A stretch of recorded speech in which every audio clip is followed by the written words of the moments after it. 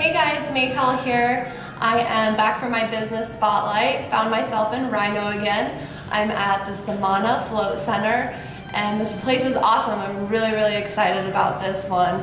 The more I listen to podcasts and read these awesome books, I find a common trend between successful people, and that is meditation.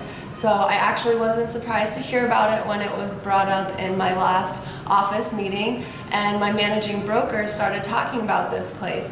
They have these cool little pods and you actually float in salt water. So it's really awesome. We're gonna go talk to Heather, the owner, and she's gonna give us a breakdown of how it works.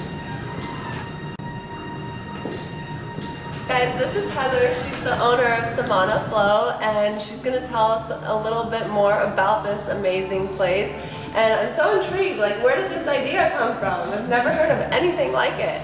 It's been around since the 50s. It was actually really popular back in the 70s. Okay. Colorado actually hosted one of the first float conferences back in like the early 80s, I believe. Okay. But then the AIDS epidemic happened and nobody understood how AIDS was transmitted, so the whole spa industry died. Okay. But now it's slowly creeping back. Sure. So about 10 years ago there were maybe 20 float tanks in the US, and now there's close to almost 700. Wow. So it's really becoming a really cool industry. Okay.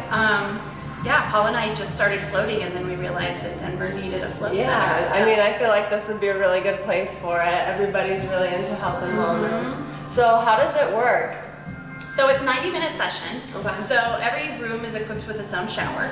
So when you hop in, we give you a full rundown of what to expect. Okay.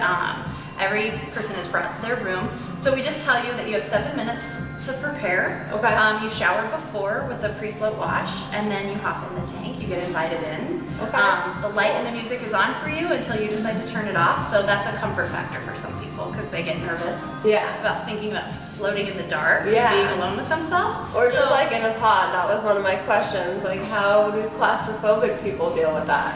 So that's a really good question, because one of the things with claustrophobia is we're claustrophobic when we can see and feel our surroundings. So like when we're in an elevator or things like that. Sure. But when we're in a float tank and we can't feel anything or see anything, that feeling of claustrophobia pretty much dissipates. That makes sense. Plus the first 35 minutes of your float, your cortisol level drops about 35%. And your dopamine hormone goes through the roof. So that stress hormone goes down and the feel-good hormone goes up. So claustrophobia really is not an issue. That's pretty cool. Yeah. I mean, it takes me back to when I visited the Dead Sea. I love floating in the salt water. Yes.